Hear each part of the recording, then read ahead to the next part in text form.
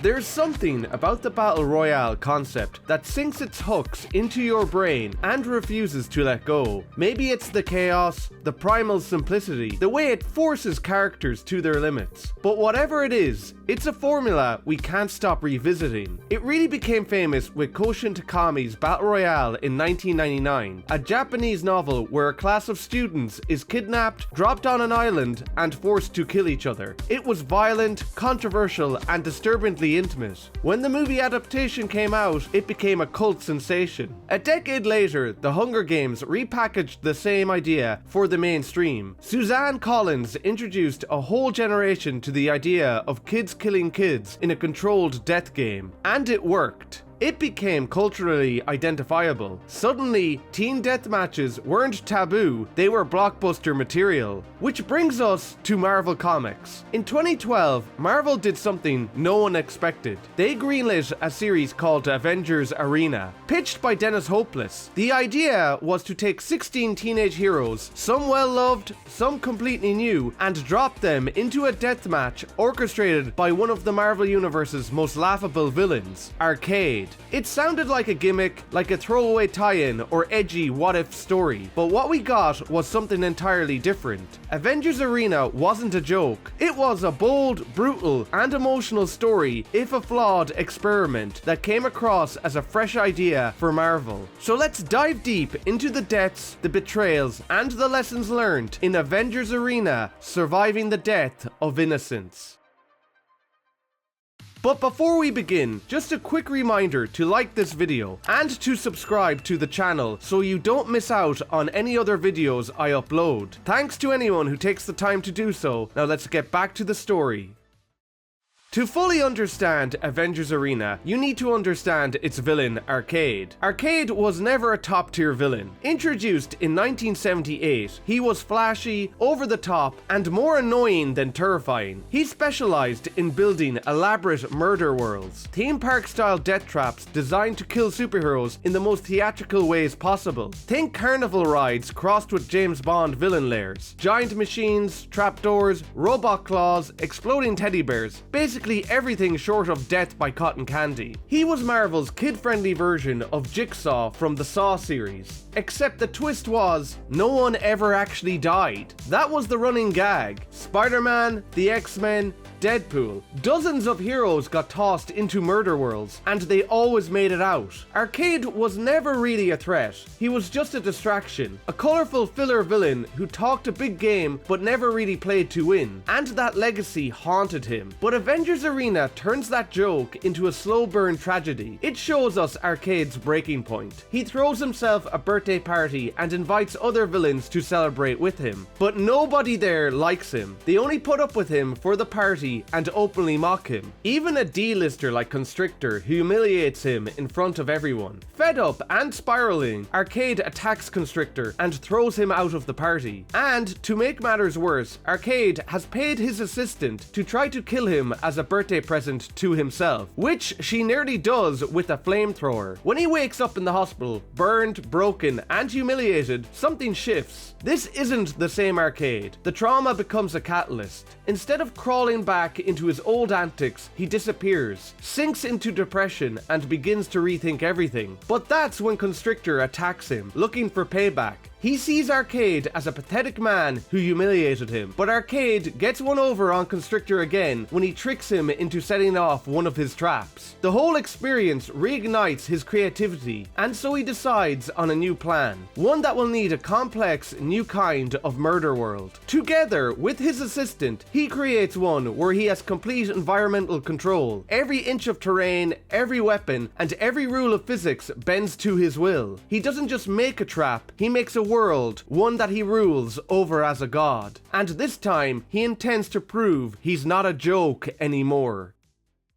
The kids never saw it coming. 16 teenage heroes from Avengers Academy, the Runaways, Braddock Academy, and beyond are kidnapped and dropped into Arcade's private hell. They wake up disoriented and confused. Arcade arrives, giddy as ever, and explains the rules. 30 days, only one can survive, and they'll have to kill each other or die trying. At first, no one believes it. These are superheroes, teammates, and friends. Some are practically family. The reader is even thinking there is no way Marvel will actually go through with this, right? And then one of them dies. Metal steps forward to protect Hazmat, his girlfriend, offering himself in her place when Arcade decides to kill her. And Arcade makes a finger gun and fires, and Metal explodes in a burst of flesh and molten metal. Suddenly, everything is real. The kids scatter, the alliances crumble, and survival becomes the only thing that matters. But before we talk about what happened, we need to talk about who it happened to. The emotional weight of Avengers Arena comes from the characters, how well they're drawn, how vividly their inner lives clash with the horror around them. This isn't really a disposable cast. These are deeply flawed, fully realized teens, and every single one matters. Well, almost everyone. From Avengers Academy, we have Hazmat, a girl who emits deadly radiation and lives sealed in a containment suit, sharp-tongued, angry, deeply hurt, and now grieving the only person who made her feel normal. Reptile. He can transform into any dinosaur, but often questions if he's hero material. A gentle presence in this brutal world. X-23, the clone of Wolverine. She's built to kill, programmed for violence, fighting desperately not to become the weapon she was designed to be.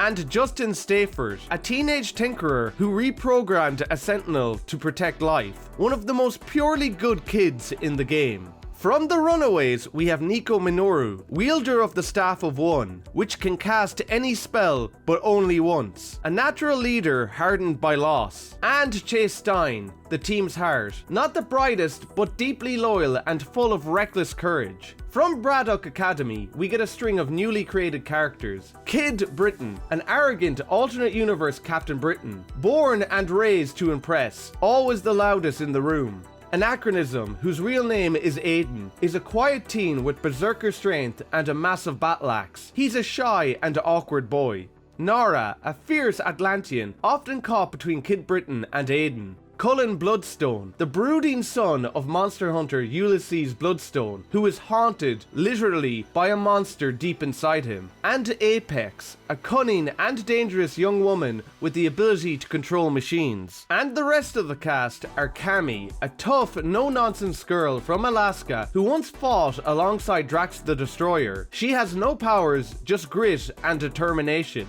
Deathlocket, a cybernetic girl struggling with identity and control. Red Raven, a legacy hero from Sky Island. And oddly enough, Chris Powell, Darkhawk, who is confused as to why he has been thrown into the deadly game alongside a bunch of teenagers. And that's what makes this game so cruel, as they weren't chosen for a reason, they were just chosen at random. And the game doesn't begin with strategy, or alliances, or some grand moment of heroism. It begins with Red Raven, scared out of her mind, slamming into the ceiling at terminal velocity. There's no build-up, no fight, just a simple misstep and another team dies. It's brutal, senseless, and exactly what Arcade wants. A reminder to the others that this isn't a challenge to overcome, it's an execution, and it's already started. From that moment, the illusion of safety disintegrates, not because the kids are told to kill each other, but because they realize no one is coming to save them. That dread is what Avengers Arena captures so well. It's not the violence that breaks these kids, it's the quiet moments before it, the paranoia, the isolation,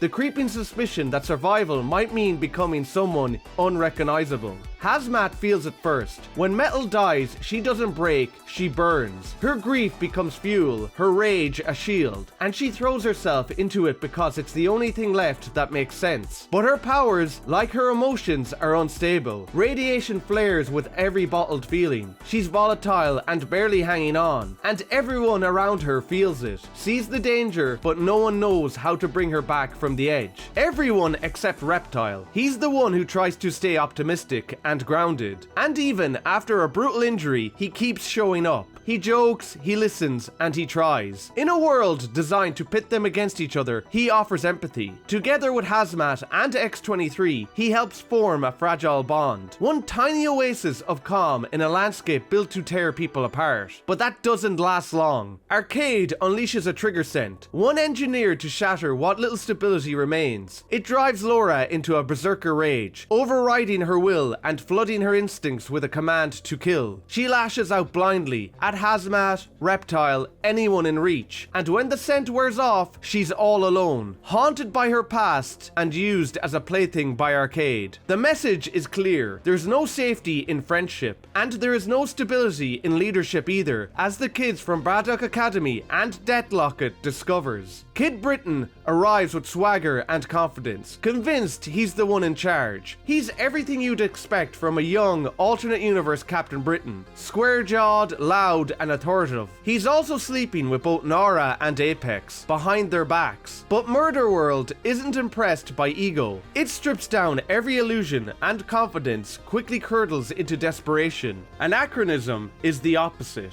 Quiet, thoughtful, and uncertain. He doesn't want to lead, he just wants to protect the people he loves. First among them is Cullen Bloodstone, his best friend. But it's Nara who throws everything into chaos. She's magnetic, fearless, and Aiden falls for her hard. The triangle festers as Cullen hides his feelings for Aiden, and he simmers in resentment. Kid Britain basks in attention he hasn't earned, and eventually the tension snaps. Apex engineers a moment of collapse, and Nara takes the bait. She calls Kid Britain out in front of everyone, and Nara knocks him on his ass, completely shattering what confidence and power he had left. She then turns her attention to Apex, beating her down too, while Brian pleads with her to stop. But Nara just keeps insulting him, calling him weak. And in a desperate, angry scramble to regain control, Brian draws his sword on her. That's when Aiden moves. No speech, no hesitation, just one clean swing, and Kid Britain's head hits the ground. And with that, the line is crossed. It's not revenge, it's not glory, it's just survival. But now Aiden, the quiet boy who never wanted to fight, is the one everyone's looking at. And he'll carry the weight of that swing for the rest of his life. During all of the chaos, Apex flees with Deathlocket in tow, and a stunning revelation is revealed. Apex isn't just Katie Bashir, she's also Tim, her twin brother, trapped inside the same body, powerless and forced to watch her as she tears everything apart. Elsewhere, another story has quietly unfolded. Chris Powell, the original Darkhawk, disappears early in the game. Ambushed by a cybernetic creature, the amulet that gave him his powers is ripped from his chest. He's just gone, no body, and no answers. But the amulet remains, and Chase finds it. Chase was never the smartest or the strongest, just the wildcard with gadgets and guilt. But the armor offers a second chance, a chance to protect Nico, a chance to finally be enough. Nico Minoru, wielder of the Staff of One, is more than just a teammate. She's the emotional center of the group. Her connection with Chase is messy and layered. They care for each other, but fight like brother and sister. In Murderworld, that kind of infighting is dangerous. Meanwhile, Justin is trying to stay alive in a different way. He didn't show up with powers. No claws, no spells. Just a sentinel he rebuilt from scratch. Not as a weapon, but as a companion, a protector. But that gets taken away from him too. His sentinel is destroyed and he's nearly killed. Still, he doesn't stop. He rebuilds, he tries to matter. Together with the help of X-23, he manages to repurpose his Sentinel into a walking tank, which he uses to attack Tim and Deathlocket. And in doing so, he reveals the truth. Apex, the Katie version that is, destroyed his Sentinel. Worse, she's been using Deathlocket as a weapon this whole time, even against her fellow Academy classmates, and used her to burn Reptile and attack Darkhawk as well. And poor Deathlocket never wanted to hurt anyone. She's caught between her human heart and mechanical programming, manipulated into attacking the others without even realizing it. When Justin confronts her and Apex, it leads to a confused fight between Justin and the other heroes who have banded together. Chase transforms into Darkhawk, battling Justin until Tim steps in and shuts them both down. But the group argues what to do with Tim. Is he to blame for his sister's transgression, or can he be trusted? He explains his origin of how he and his sister share the same body, trading it back and forth every second day, until Katie wanted more and shut Tim away for 2 years. He's been powerless to stop her since, and when they got to Murderworld, he was forced to watch her attack the others until Nara made her feel weak, which allowed him to gain control. The others don't know what to do with Tim, so they put it to a vote if they should end him or not. They vote to allow him to live, even though the risk of Katie appearing again is high. And of course, that happens, as that night Katie returns, takes control of Deathlocket again, and kills Justin by snapping his neck. She reclaims the Sentinel, she takes Deathlocket, and she disappears. But what comes next isn't a fight, it's total collapse. With Justin gone, whatever was left of the group's stability crumbles. And now, Apex has everything she needs to win the game. And when X-23 tracks her down, she tries to end it. But Apex's control over technology is too complete. Laura doesn't even get close. She's overwhelmed almost instantly and left behind as Apex unleashes a full-scale ambush on the rest of the survivors. The attack is fast and surgical, but Nico doesn't panic. She moves. She doesn't try to win. She doesn't try to fight Apex head on. She just tries to save the others and get them out alive. And somehow, against all odds, she does. She casts a complex spell, one strong enough to teleport the others away from the battlefield. Everyone except herself. Apex corners her, forcing her to shut down the escape route, and that's when Chase arrives, still wearing the Darkhawk armor. And for a second, Nico thinks she's not alone, and then Chase fires. The blast tears through her and severs her arm. Apex, now in complete control of Chase, orders him to kick Nico right off a cliff, leaving her for dead. Broken and dying, Nico falls to her wounds, but she doesn't die. Somehow the staff of one responds, maybe to pain, maybe to rage, maybe to sheer willpower. It pulls her back from the edge. Nico survives, but something inside her doesn't. The girl who comes back isn't the same one who held everyone together. She's not casting healing spells or trying to rally a broken team. She tears apart the Sentinel, rips through Deathlocket's defenses, breaks Apex's grip on Chase, and she seals Apex and Deathlocket in a pit of earth and stone, buried alive beneath the ruins of everything they've wrecked. And Chase tries to talk to her, to say something, anything, but Nico doesn't want to hear it. Not right now, not from him. She just sits down, bleeding and exhausted. And for one moment, she lets herself pretend that none of it is real, that maybe the nightmare is over, but Murderworld isn't done with them yet, as the final act is just beginning. There's no grand reveal, no dramatic villain monologue, just pressure, and it's rising fast. Arcade, watching from wherever he's hiding, decides to turn the screws one last time. He triggers X-23's Berserker state again. The scent floods her system and Laura loses herself completely. She attacks Hazmat, cutting open her containment suit, and Hazmat is able to just barely escape. But that leaves Laura to find other prey, and she attacks the others on the beach. And this time, there's no Reptile or Hazmat around to help stop her. No Nico to get them to safety. So Cullen Bloodstone makes the impossible choice. He takes off the Bloodstone ring, the only thing keeping the parasite Glertrox inside him at bay. The transformation is instant. His body twists into something monstrous, and whatever remains of Cullen is shoved deep below the surface. Now there are two forces of nature rampaging through Murderworld. But the gamble works, as Glertrox overpowers X-23 and forces her down. But then it keeps going, and there's no stopping it now. The Glertrox has no sides, no purpose but destruction, and the rest of the group is left scrambling to contain it. Aiden, watching the monster that used to be his best friend tear through their last defenses, makes the only decision he can. He lifts his axe, ready to strike, ready to end it, but Nara has already made her move. While the others fight, she dives into the water. The only way to bring Cullen back is to return the ring to him. Direct contact, skin to stone. She finds it submerged in the cold, murky depths, but by the time she resurfaces, the battle is reaching its breaking point. Aiden is moments away from killing Cullen to save everyone else. Nara calls out to him, the ring clenched in her fist, but as she steps forward, the monster claws her, gripping her tight in his hand. Despite the pain, despite the blood,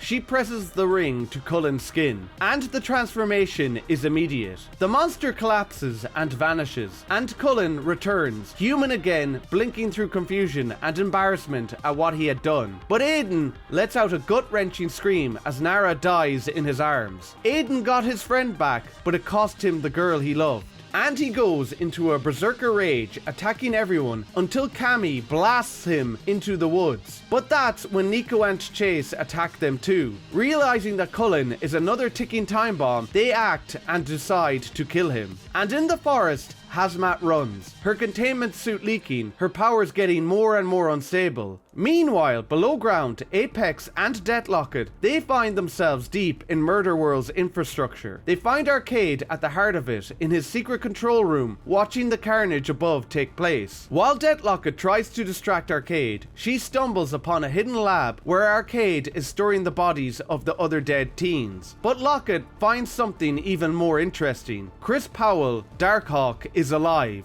Meanwhile, Katie tries to call for outside help, but it's all for naught, as Arcade has found Deathlocket and grabs Apex too. He forces them to sit and watch as the others attack each other. He bathes in the chaos he has brought to the island, but that's when he lets his guard down, and Chris smashes him over the head, revealing that his powers don't work in the lab. Chris demands that he shut Murderworld down, but when Arcade reaches his chair, he uses it to teleport himself to safety. While Locket takes Chris away to recover from his ordeal, that's when Arcade reappears, not in person, but on every screen in the room. He tells Apex the truth. For him, the game's already over. He's gone to somewhere safe. But for her, it's only just beginning. He tells her that there is only two ways this whole thing ends. She shuts down Murderworld and saves the day, but he will release the tapes he has, revealing to the world everything that happened on the island, showing the world that Katie is a natural-born killer and was the true villain of the whole thing. Or option 2, she takes complete control of the world and lets it play out naturally, and tie up any loose ends if needed. And he'll edit the tapes so it looks like she was the hero all along. Of course, Apex agrees to option 2, becoming the final boss and takes control of Locket, wounding Chris again as she watches below as the others tear each other apart. And back above ground, things have completely fallen apart. Hazmat's powers are completely unstable. Her radiation spikes. She's a bomb waiting to go off. The others scramble, but there's no solution. No spell, no machine, nothing can contain her. So Reptile does the only thing he can. He transforms, scoops her into his mouth, and swims out to the ocean, and then she explodes. The blast lights up the horizon like a miniature sun. And still, it isn't over, because Apex is still in control, and she unleashes hell upon the surviving heroes. Everything Murderworld has to offer attacks, and all hope seems lost. But not for long. For the first time since the game began, Locket manages to regain control of her body and beats Katie. She stands over her, ready to end her, when Tim pushes through. He's seen everything, every manipulation, every death. He knows what Katie is capable of, and he knows what it'll cost if she's allowed to keep going. He begs Rebecca, Deathlocket, to stop him. Not just his sister, but both of them. Because if she doesn't, Katie might come back. And Rebecca does what no one should ever have to do. She pulls the trigger, and above, Murderworld falls silent. There's no celebration, no cheers, no sense of victory, and the growing weight of everything they've done to survive. When the dust settles, what's left of the group knows the truth. This isn't something they can explain, not without destroying themselves. So they make a choice, a pact. No one talks about what happened in Murderworld. Not the alliances, not the betrayals, not the bodies left behind. Whatever happened on that island stays between them. Because if the world knew, if anyone really knew, there'd be no going back. No future, no normal life. The next day, the rescue finally comes. S.H.I.E.L.D. arrives along with the mentors who were supposed to protect them. Too late to save anyone, but just in time to clean up the wreckage. The survivors are pulled from the ruins, some barely conscious, some too broken to speak. All of them have changed. They made it out, but they didn't leave it behind. Because Arcade's always one move ahead, and he isn't done. He hits upload on his newest creation. Every death, every breakdown, every choice, every betrayal. He puts the entire game online, and the world watches as its young heroes lose their innocence. A huge part of what makes Avengers Arena work is its artwork. Kev Walker doesn't glamorize the violence, he gives it weight. Faces are raw, the world unstable, and when characters suffer, you feel it. Even in the most chaotic moments, his art stays grounded, anchoring the story in something human. When guest artists do step in, they keep that tone intact. They don't mimic Walker, they bring their own touch. But the emotional trend never breaks. Whether it's a breakdown or an explosion, the art never loses its grip. But none of that would land without Dennis Hopeless's writing. His scripts are sharp, focused, and emotionally honest. He doesn't dwell on the deaths, he dwells on what it costs to survive. Every kid sounds like themselves. Scared, angry, guilty, and brave. Not tropes, just teenagers in a nightmare that keeps getting worse. Even Arcade is written with surprising depth. Still theatrical, still absurd, but underneath it is something more dangerous. A loser who finally got power and has no idea what to do with it except make others suffer. Together, Walker and Hopeless craft something rare. A brutal story that never stops feeling real. And that's what makes it work. But of course, not everything Avengers Arena set out to do stuck the landing. Because in the years that followed, Marvel started to walk things back. Characters who died, some in shocking, brutal, emotionally charged ways, just started showing up again. Metal, Reptile, others. And for a story that spent 18 issues making you believe that death had consequences, that choice stings a bit while rereading the series. As you can't devote an entire series to the idea that survival has weight, that choices matter, that trauma leaves scars, only to quietly hit the reset button later. It doesn't ruin the story, the emotion, the character arcs, the tension, they're still powerful, but it does take something away. Not from the deaths themselves, but from the finality they were meant to represent. Undoing that doesn't erase what happened, but it dulls the blade. Just enough to make it feel like maybe none of it was ever going to stick in the first place. And for a book that worked so hard to convince us it would, that matters. But the fallout wasn't just some heroes coming back. There was consequences for what Arcade had done. In the follow-up series, Avengers Undercover, we watched the survivors try to pick up the pieces. They're famous now, not as heroes, but as the traumatized kids who were forced to kill each other on camera, and it ruins them. To deal with that, they go undercover, literally. They infiltrate the Masters of Evil, hoping to destroy the organization from the inside. But the deeper they go, the more the lines blur. Are they just pretending, or are they becoming the very thing they swore to fight? It's not as sharp or as focused as Arena, but it's thematically rich. And if nothing else, it gives the survivors a chance to process what happened, or fall further into it. At its core, Avengers Arena is a story about pressure. What it reveals, what it destroys, what it leaves behind. It was never about who was the strongest or the smartest. It was about what broke first. Trust, innocence, and identity. It takes everything we think we know about teen superheroes and tears it all to pieces. And in its place, it leaves something brutal, honest, and deeply human. Yes, its impact was softened by later resurrections, but taken on its own, Avengers Arena is still one of the most daring things Marvel published in the 2010s. It's a story that asked a question most superhero books are too afraid to ask. What if we stopped pretending these kids were safe? And for 18 issues, it proved they never truly were.